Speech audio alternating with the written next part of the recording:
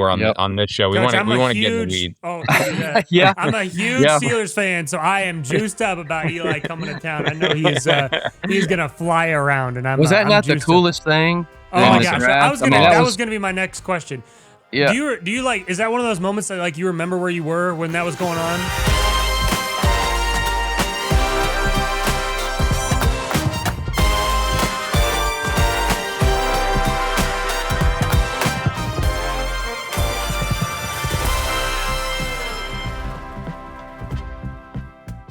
Today's guest on the Left Hash Call is one of the most creative offensive minds in college football. This individual grew up around the wing tee in a football family, played football at the University of Georgia, and has built offenses at multiple levels of college football, became a successful head coach, and now has helped bring new life into one of the most unique offensive identities in the country. He's been a builder at Reinhardt, Lenoir-Rhyne, and Mercer, and now is going into his third season with Navy as he blends wing tee principles, option football, quarterback run game, spread spacing, and RPO answers into what has only been described as a modern or millennial wing tee offense. The offensive coordinator at the United States Naval Academy, Drew Cronic.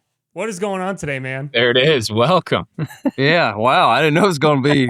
That's quite an It's intro official. right there. That's pretty good, man. Well, I got in off the road a couple hours ago, and I've been sitting here trying to get all my trips documented and get all my travel handled and all that kind of stuff. So it'll be good to talk some football. Of course. Football Well, good. well, Football Coach, good. first of all, thank you so much for joining us. And, what's life look like for you lately? Obviously, you're probably in the heat of recruiting right now and getting things finalized for the 2026 summer into the fall. But what's the day in the life look like for you right now? Yeah, so we're on the road a good bit right now. So, we finished spring practice like the second week of April, and it's been a couple weeks just preparing to go on the road. Obviously, we have to do a good job on the front end, which we've been working on since. I mean, it never ends. Obviously, it's been going on since January with the present juniors, and just making sure, with us, obviously they got to check off a lot of boxes before we can recruit them, academically, test score wise, all those kind of things. So we've been just trying to prepare to do that really all spring, and then once we kind of got through with spring practice, then you focus all your attention on getting on the road and trying to identify the guys, getting them up on campus, and so it's all recruiting right now. It's all recruiting, and I'll mess around because I can't stand it. I like watching football too much. I'll try to find an hour or two here and there to watch other teams play and watch opponents in the future and all that. But it's pretty much recruiting 100 miles an hour. I want to go back through your journey just briefly. You grew up in a football family. Your dad, Danny Cronic, longtime Georgia high school football coach. What's your earliest memory being around the game?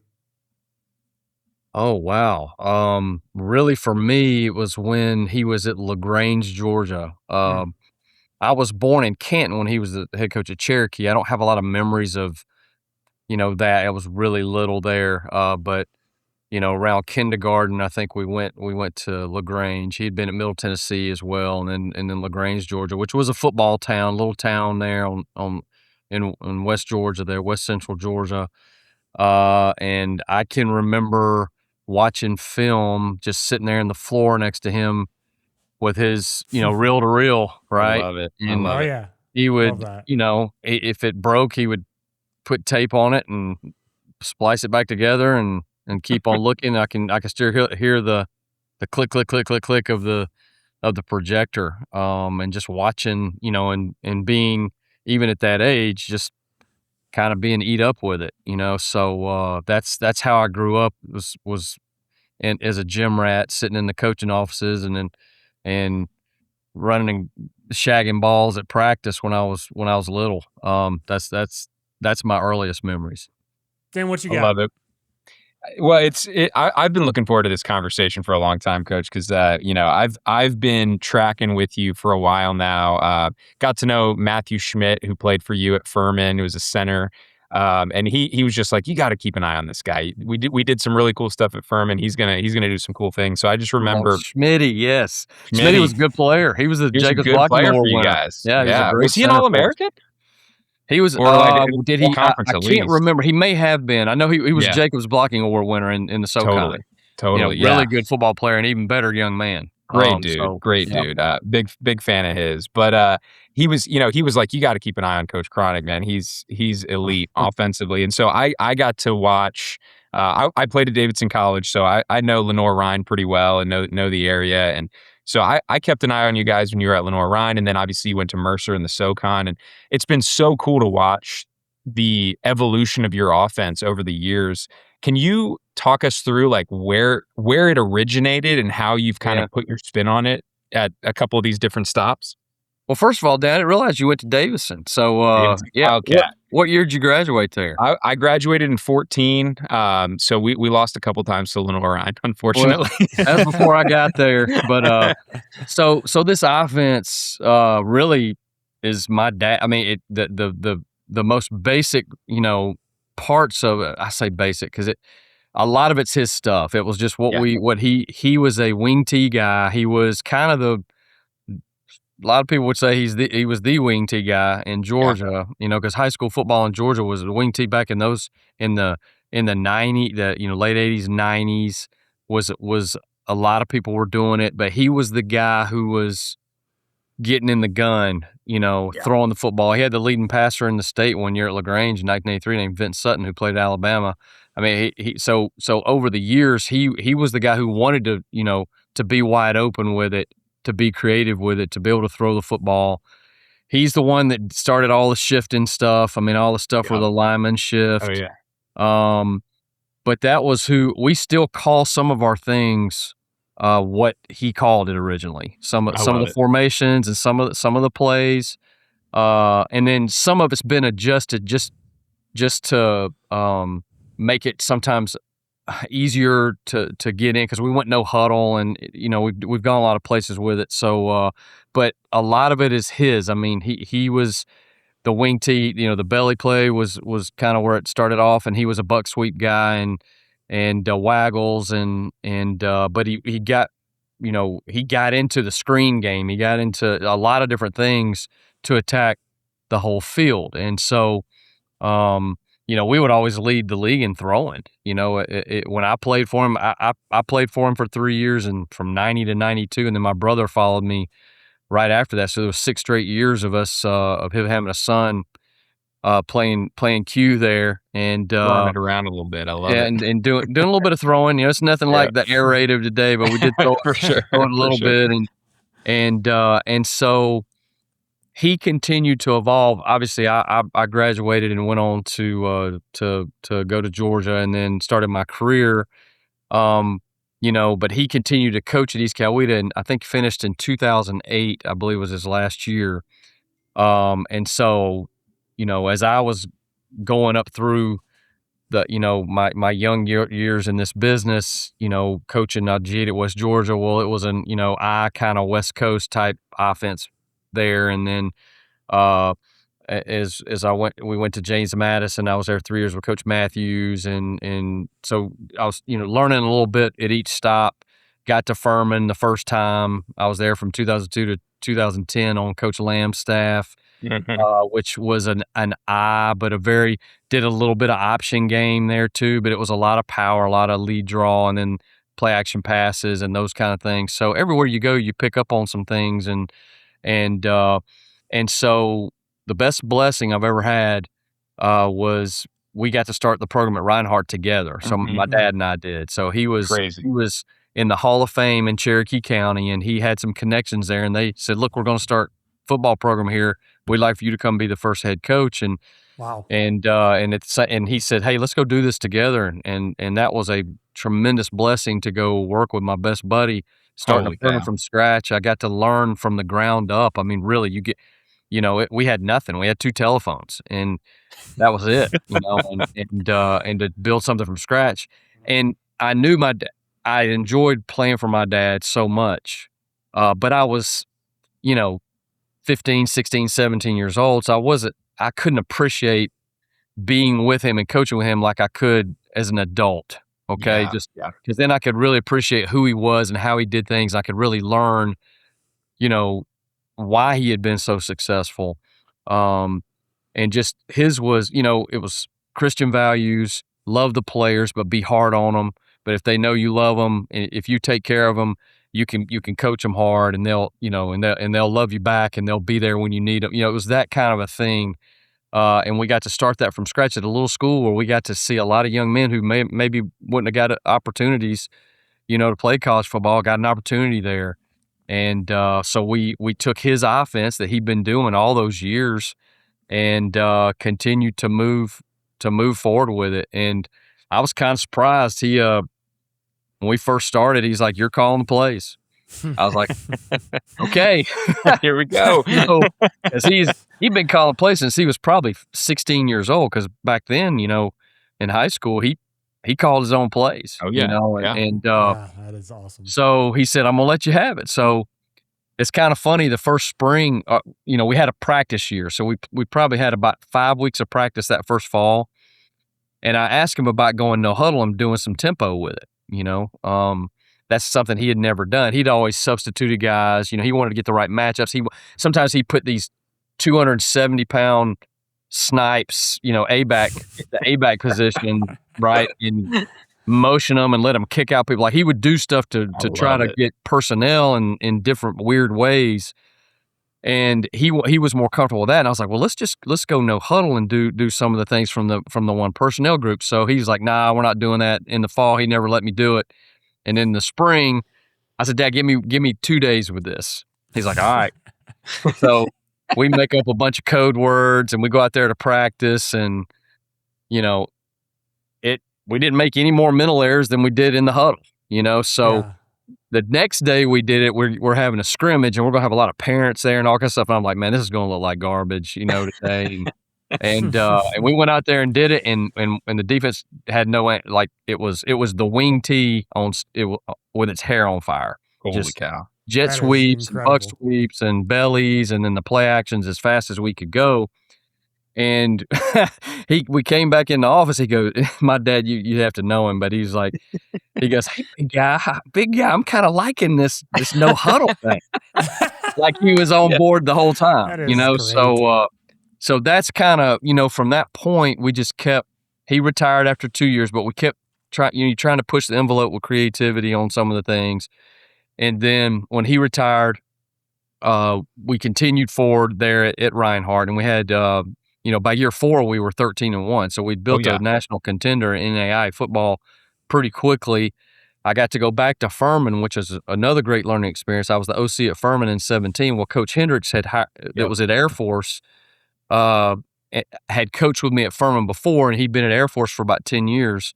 And when he came in, we kind of combined some of the stuff we'd been doing at Reinhardt, and I learned a lot about some option things there, some zone dive that really helped us. That's something I had never done before. I'd not been an option guy. I was truly a wing T guy, and getting in the gun and doing some zone triple, doing some trap option that you're seeing a lot of the stuff we're doing now. Yeah. And it evolved some more. We had a pretty good quarterback. We were there at Furman named PJ Blazejowski, who was a dual. He was a guy who could hurt you with his legs, but he could really throw it around a little bit. And we got back into the G option world and the G pass off of it, and didn't do a lot of power read there. We've really gotten into more power read now. But so 1 year at Furman, and then Lenoir-Rhyne, and we carried some of that over from Furman. It just keeps like you keep kind of as you find something that helps you kind of keep doing it. Now, our quarterback we had at Lenoir-Rhyne was a really good player, but he was not a runner. That's not what he was. So we didn't run him a whole lot, but he broke every passing record in the history of Lenoir-Rhyne. Oh, yeah. A guy named Grayson Willingham, who had a fantastic, the 2 years, what were we? We were 12-2 and 13-1. So it's 25-3 with him as a starter, and he had a fantastic career there. And we were doing, just the same stuff, running jet sweeps, getting in the gun, doing some, you have a few air raid concepts in there, right, that you work on, but it's mainly just the play actions and all the things, and the gun inside zone, and then go to Mercer. Now, Mercer, I probably got away from some of the roots a little bit more. I got more into the RPO world a little bit. We had a quarterback named Fred Payton who really was good at RPO. He ended up having a 3,000-yard passing season. We had a couple receivers. One, Ty James, had over 1,100 yards 2 years in a row. And then a guy named Dev Harper, who was a really dynamic kind of slot back kind of guy. So we went a little more traditional. We still tried to have the wing sets and the jet motions and things, but it was a little more duo and a little more power game. But then the opportunity to come to Navy 2 years ago with Coach Newberry to see if we could blend some things with some of the things that Navy had done over the years and had success with, but yet try to, I don't know if the right word is modernize it or open it up a little bit, but try to be a little more versatile, getting the gun a little more, especially since they'd changed the blocking rules. You couldn't just do option football anymore and still be successful. So we've kind of gotten here, and this has been a fun thing. Totally. It's been a really fun thing because I've gotten here and I've really got to learn about option football from Ivan Jasper, who's the guru of gurus in that world. No doubt. Who had all those years as a play caller here at Navy. He's just fantastic. And so we've gotten to take some of those concepts, and really, if you just run veer or midline 2 or 3 times a game, everybody's got to work on it now, and it exactly. That's a lot of other things. You have to be prepared for those things. So we need to do it enough to make people honor it. And then they can't work on, they don't have as much time to work on the other stuff, right? So we've been able to take the option game, the wing tee game, then the RPO game, and kind of blend it into something here that I hope is unique and different. And hard to prepare for, and obviously, when you have some good players that helps you. Really helped to have a guy named Blake Horvath here when we walked in. There's no doubt. Have a guy named Eli Heidenreich and Alex Teska and Brandon Chapman, and have some linemen who could do some things. That those were, winning, having success is a lot of people. Okay, and it all fitting together, and we've been very blessed to have, because players play, man. They're the ones that go do it. So to have some pieces in place when we get here, and then just to build some confidence, because they had been struggling a little bit offensively, and to build that first spring, to build some confidence, blending those things together, having smart kids who can handle a lot mentally, having tough kids who will be physical like we want to be, having our staff is fantastic. I mean, the guys I get to work with on the staff are just fantastic. I was able to bring Jay Guillermo with me and David Cole, who are outstanding football coaches. And then the guys that were already here, it's all blended together with Ivan, with Mick Yukaitis, who's a Naval Academy graduate. John Williams has done a fantastic job with the tight ends, because tight end wasn't a position here until about 2 weeks ago. So we kind of had to build that position. A guy named Tommy Laurendine now is coaching. He's been working with O-line and working with B-backs who's got an option background. So I'm sure I'm leaving. Gosh, I hate to. I don't want to leave anybody out. But it's been a great blend of all those guys bringing something unique to the table, and us all putting it together to hopefully, it's been 2 years of the best. Navy's had its best run, and it's been a lot of fun. So. I know that was a long-winded answer, but I love it. That's great. Coach, that's what we're looking for on this show. We want to get in the weed. Oh, yeah. I'm a huge Steelers fan, so I am juiced up about Eli coming to town. I know he's gonna fly around, and was that not the coolest thing? Oh my gosh, that was gonna be my next question. Yeah. Do you like? Is that one of those moments that you remember where you were when that was going on during that deal? I was actually. I got 3 boys. My 14-year-old, we had a baseball game. Okay. We had Little League baseball. But I'm trying to keep up with it on my phone a little bit. I'm watching kind of the ticker on there, and Then my wife texted me, goes, "Hey, Eli just got drafted," because we were kind of wondering. It was I was really expecting him to go a little sooner, honestly. Yeah. And she sent me text. Landon got drafted, right, and then and then a couple picks later, Eli did, and so that was about the time the baseball game was in. So I was hustling home, and she had been obviously I say recording it now. That don't even mean anything anymore. You just go back and watch, Yeah, I still think TiVo something, Yeah, exactly.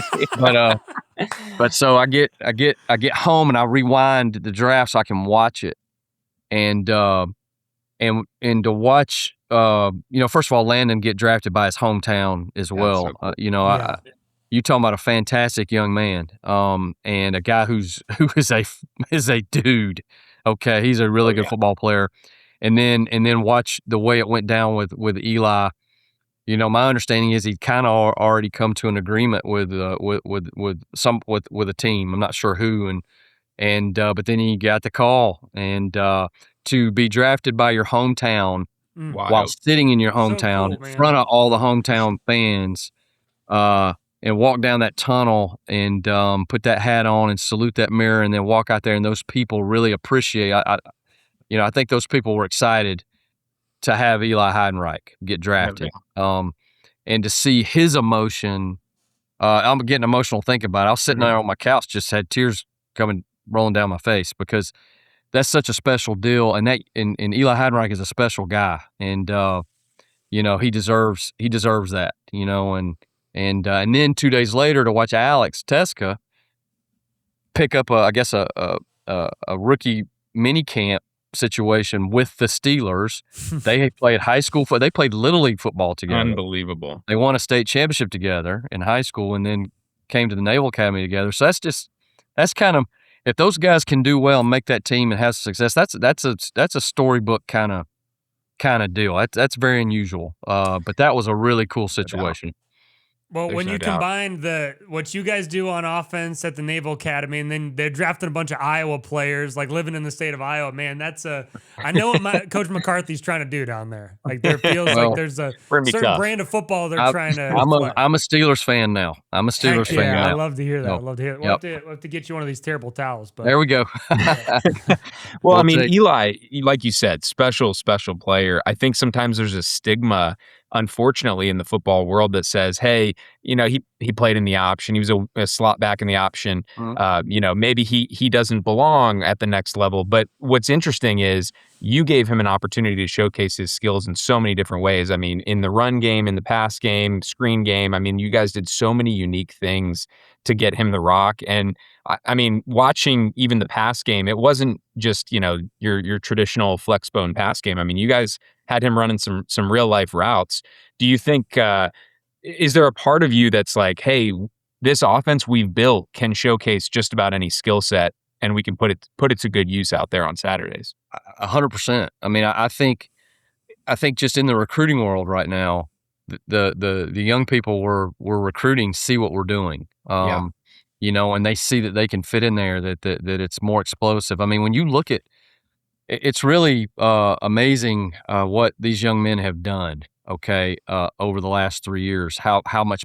I mean, like I think we're top 5 in the country in about 6 different categories. And it's not just it's leading the country in rushing, but it's also top 5 in yards per carry. It's top 5 in yards per reception and yards per attempt. It's third down. Which has been tremendous. And it's explosion plays. All right, we're top 5 in the country in 50-yard plays or more. So so when you watch us play, I think we've shown, that the team we've had, especially the last year, could get after you a number of different ways, right? We, against South Florida, and South Florida's unbelievably talented. Oh yeah. We hit our explosion play goal we had 7 explosion plays for like 311 yards. But then the next game we played Memphis on Thanksgiving, and the first half was kind of wild, and I went in at halftime. I said, boys, we're getting ready to run zone dive, power, and belly. And so the second half, we had the ball 24 minutes, and it was a grinded out game. Yeah. So I think we have the ability to do that right now with what we're doing offensively. Now, obviously, it takes players to get those things done, and we've graduated some, especially some skilled guys off this team that had, most of the production. But I like the kids that are coming on too. I like the kids we have in spring practice and the ones we're going to see this fall. They just got to go show they can do it in a game. But I feel like, players can see, man, if I'm a receiver, I can be at Navy and get drafted, right? No doubt. Totally. No doubt. Quarterback. Absolutely. If I'm a quarterback and I'm a guy who can run the ball and throw the football, if I'm a good dual threat, I can play there and play wide open football and run some RPOs and do the things in the passing game, yet still be a guy who can show my ability running the ball. So that's where I feel like we're, at a good place to where kids can fit in our system. And I think what's really critical about coaching, it's not just, the scheme and play calling, it's the ability to adapt to who you have. Okay. So you got to be able to take the players you have and put them in the best situations possible. Okay. And that may, with different skill guys next year, that may look a little different, but as coaches, our job is to have enough creativity and enough flexibility to put guys in good situations so that their skill sets can be, you can take what they do well and make the offense. Bottom line is getting it in the end zone. How are we going to do that? Where's the production going to come from? And do what our kids do well. But you still want to recruit to your system. And totally. I feel like here we've got to still have some of the old school Navy flavor, okay, but then be able to do the gun things. And I think what we've been able to do over the years is protect a lot of things by playing in one personnel group, okay, and being able to get in every formation that we do from one personnel group, being able to shift in and out of all those things. And as a defense coordinator, you got to make a lot of double calls and you got to be a little more vanilla because you just don't, you don't know what's going to happen, formationally, and have the ability to hit big plays. I think if you look at the way teams have defended Navy over the years, in 2023, before we got here, there were a lot of safeties within 8 yards of the line of scrimmage. Oh, without a doubt. Yep. And now for, people are a little more, the alley runners aren't playing quite as fast. They're playing a little deeper on, on the snap. Well, if they're backing up, don't throw the ball. Now we can run the ball. So hopefully we've managed to be able to protect the run game, have some explosion plays, hit some throws over the top, make people play every inch of the field. But the bottom line is we got to be able to run zone dive and come off the ball and be physical and be different than other people with our physicality. And then in the gun, we got to be able to run gap schemes. And then everything kind of builds off of that. And there's a mentality to that. There's a toughness to that. It's still about that. It's still about, are you going to come off the ball right and get your fits and knock people back? Are you going to run tough and fall forward, break a tackle here and there? Or is everybody on the offense going to block their tail off for the other guy, which our kids do, no question. I mean, it's inspiring to watch them play, and make it the kind of game that the other team doesn't want to be in. We can be sexy sometimes when we want to be sexy, but at the same time, we still got to have that, that downhill physical mentality. No question. Yeah, you mentioned being in being in same personnel groupings, but then spreading out into different formations. One of the plays that jogged in my brain as you were talking about the Memphis game, I think it was maybe 24 Memphis. You guys line up in like a classic wing T set under center with double wing, and then you spread out into empty, run a jet sweep, look across midline, the face, backside. Read the midline, read the three technique on the backside. Horvath takes it 90 yards. Does that just give your guys so much confidence to be like, hey, we're gonna put people in binds throughout the course of the game, and it's gonna give us a chance to make some really big plays? I think our kids believe in what we're doing. Okay. And that's always a process. And it was, the first spring, and Blake will tell you this. He the first day we go out there, we went out, about like 3 weeks before the first spring practice, and just wanted to put a few pass concepts in. So just went out, in our shorts and threw the ball around a little bit. And I walked off the field and I grabbed Dave Cole. Like I said, David come with me from Mercer. I said, Dave, I may have to apologize to you, man. I may have screwed us up. I don't know that we can throw or catch anything. I mean, I walked off the field. We couldn't, and the guys were rusty. They hadn't grabbed the football in a while. But it was like, oh boy. But we started practicing, and by about the second week, they were getting it. they were getting better, and Blake Horvath, the kid's a hard worker, and he's a really good athlete. And as we drilled, and as he watched the film, and as he did the different movements and all that, all of a sudden it's like, this guy can do it. He can do this stuff.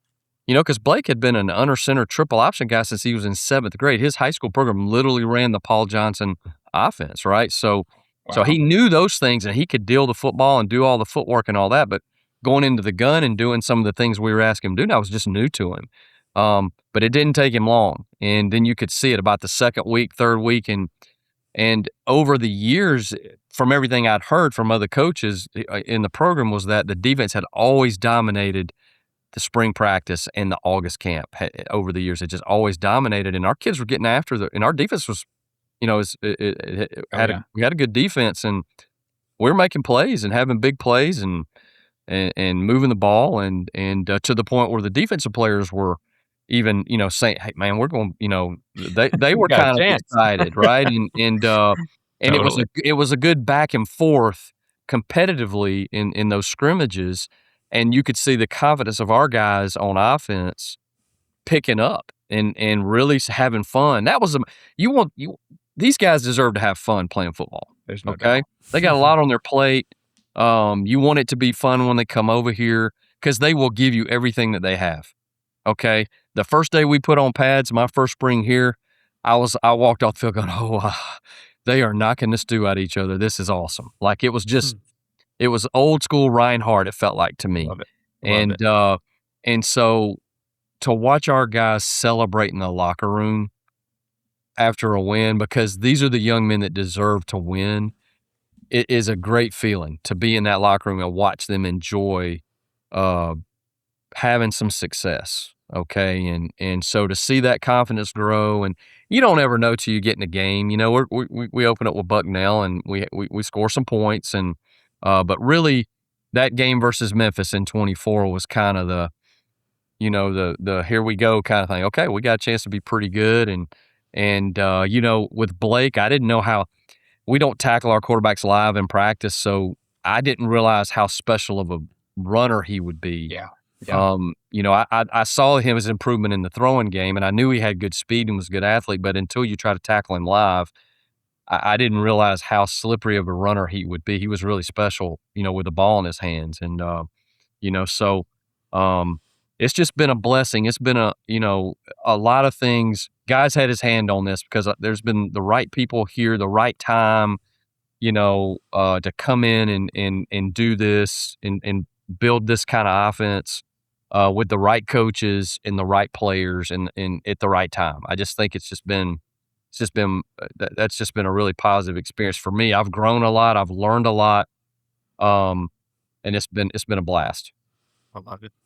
Well, yeah. I mean, I asked Dan, I was like, hey, he watches more film than I know anybody does. And I was like, hey, what's the one game, that I got to go watch? And he's like, hey, 24 Memphis. That's the one that you got to go watch. And so I clicked through that one for sure. But one of my last questions for you here, Coach, is if I'm a team that maybe I'm an air raid offense, or maybe I'm part of the West Coast system, or I am a dive team, and I want to take something from you and implement it what I do, even if it isn't, the option game or the wing tee. What piece of advice would you give a team to implement some things that you do into what I do, maybe if it's not necessarily your style of play? I don't know. I mean, you got to be who you are. You can't be good at everything. Yeah. Okay. And I'm be honest with you, sometimes I feel like we probably try to do too much. We're lucky. Like I said, the kids are pretty smart, and can do. But I do think that everybody in their system can be creative formationally and with movement. Okay. Whether it's the motions or shifting people around, doing things to make. I really believe you're trying to make the defense think one more time, right? Think one or two more times by you just showing them something to where when the ball is snapped, you're making them play a step slower somehow, or get their eyes in the wrong place. So I think most people can find ways to do that. And I'm a big fan I watch a lot of, I think Georgia Tech, the things that Buster has done there in the gun, I take ideas from that, right? Because it fits. They're a gap scheme team. They're a power read team. They like to run, the GT counter, and there's things there that you can take from other people. Whether I'm a Sarkeesian with his screens. I mean, it's there's how can we make some of the screens that Texas is good at and make it fit within the things that we're doing. Watching Lincoln Riley do it, big GT guy, right? I mean, so there's a lot of people that I watch the other service academies. How are they being creative with what they're doing? You can go on and on. There's a lot of great coordinators out there that are creative and do things. But I think it's you got to make sure it's not about plays. It's not about drawing up plays. It's about being systematic and what fits your system, your players, and sequencing and all, and making it fit. Okay. So that when you go in a game, you can call plays in a certain order. You can, what have you been doing? Well, just drawing up plays, just cause a team was good at a certain play doesn't mean it's going to be good for you. You got to make it fit within your system and be able to sequence what you're doing. So, I'm a big fan of a lot of people. I watch a lot of different guys do a lot of really cool things. And there's times where I see something go, man, that is really awesome. And then you start looking, it's like, that doesn't fit us. Okay. But then this over here, even though they may be 10 personnel spread all the time, but there's a scheme they have that, hey, this would fit within this formation for us. And it would actually protect this play. Right. So trying to make things fit within what you're doing and be very systematic with it, I think is the key. Love that. Yeah, we were fortunate enough to go to the Secretary's Cup between Coast Guard and Merchant Marine this past year for our game day show. And it's fun to see, the other service academies around the country do some similar things. But before we get you out of here, we have one last segment that we like to do, and it's just quick hits, and you can expand on them as much or as little as you would like to. The first question is, if you were showing your offense a non-football movie to how you would like them to play, what movie would that be? All right, ask that one more time. Now I'm trying to wrap my brain around that. Mouthful. Yeah. So if you were showing your offense a non-football movie of how you want them to play offensive football, what movie would you show them? Oh my gosh, Dan! I got one off the top of my head that I feel like is just right. What would you say? I would say Top Gun. Like that feels right. Like, hey, we're gonna play. Well, fast. It fits us here. It fits us here at the Naval Academy for sure. I mean, I can hear that song. I mean, hear the theme song coming on in the front. Hear a little Danger Zone. Oh yeah. I'm a big Top Gun fan. I love the first one, but I think the second one's even better. And I hear they're coming out with a third one.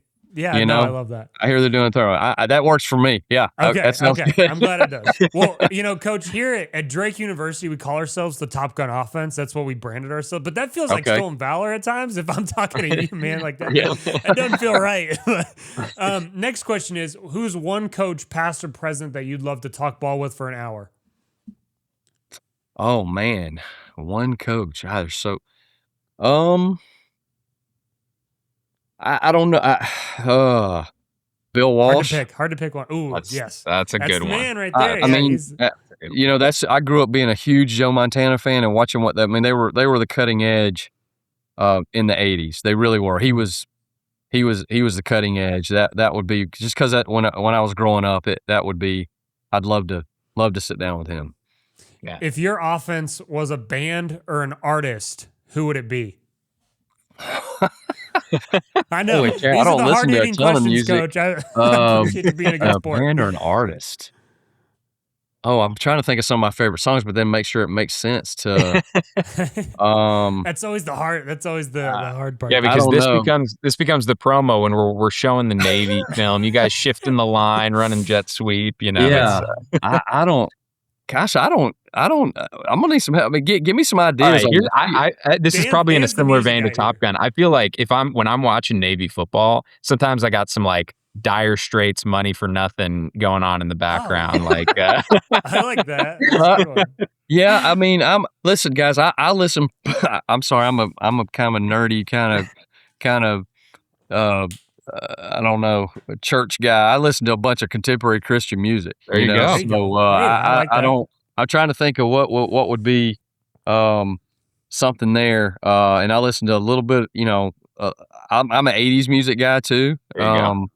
You know, so I don't even know. I don't even know what would our offense be. Maybe we'll pull the entire Navy fan base and just see what Yeah, they there you think. go. Maybe that's a good. Yeah, they can help me out. You can see how, you know, sometimes I can figure out how to get a first down, but when I start asking other questions that have nothing that aren't really football related, I'm Hey, really stick with slow. those first downs. Stick with those first trying to downs. get a first 'cause it down, is man. working. It's Well, working, we'll man. finish with a football question here. Okay. What is one piece of advice that you would give to the next generation of coaches?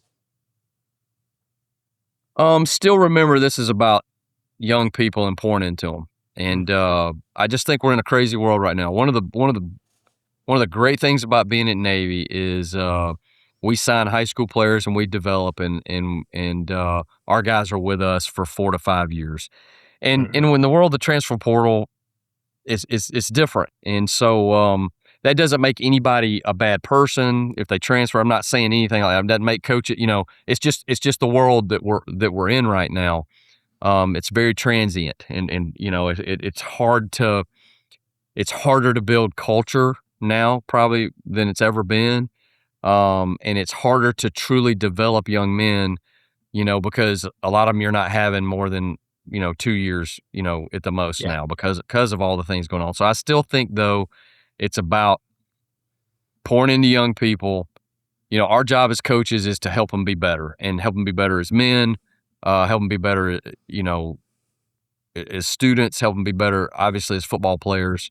But that's what we're here to do. And when it becomes more about me, when it becomes more about me getting the next job or me making this much money or me being whatever as coaches, you're in it for the wrong reasons, So I think if you can keep your eye on the ball and grow where you're planted, honor the Lord the way you do your work, and be about young people trying to help them be better, all that other stuff takes care of itself, So that would be still make it about that, and I know there's a lot of great coaches out there that do that, a lot of them, but I think it's probably easy in today's world to lose sight of that because you have to win to keep your job. And I think people feel like right now that in order to win, you have to. It's a business now, and I get it. There's that aspect to it, and you gotta do that. But at the same time, man, earning a kid's trust because you believe in him and you're trying to help him get better, and building culture in a program that does things the right way. I still think that trumps everything, and I think you got to really try to focus on the young man that you're coaching. I love it. Yeah. Well, Coach, we can't thank you enough for your time. This was awesome. Yeah. Love watching you guys on film. Love what you're doing schematically, but talking to guys that you coached or guys that you coached with, I think the resounding thing I've heard about you is just that you're one of the good ones, and you have everybody's best in mind and low ego in a high ego profession, and I think that makes people really excited to work with you and play for you. And we'll be watching closely this year. That's for sure. Well, I appreciate it, man. We've been blessed. I appreciate you guys wanting to talk to me, and I appreciate. Dan, I'm on your website or I'm on your Twitter. I don't know how to do a lot of social media. I can get on Twitter, and I'm bookmarking a lot of stuff that you're pulling up. Like I said, I wonder if that'll fit us right there. So I appreciate you loving. I steal a lot from you, so I appreciate you loving football, out. man. I do. I appreciate No you loving football. It's a great game, and I think it helps a lot of people, so appreciate you guys, and hopefully after next season, you don't go, God, I hope that guy's lost his, guy's lost his mind, they can't score, hopefully you still want to talk to me a year from now. Of course. We'll make it a tradition for sure. Appreciate you, Coach. Sounds good. Thanks, All right, Coach. y'all have a good one now.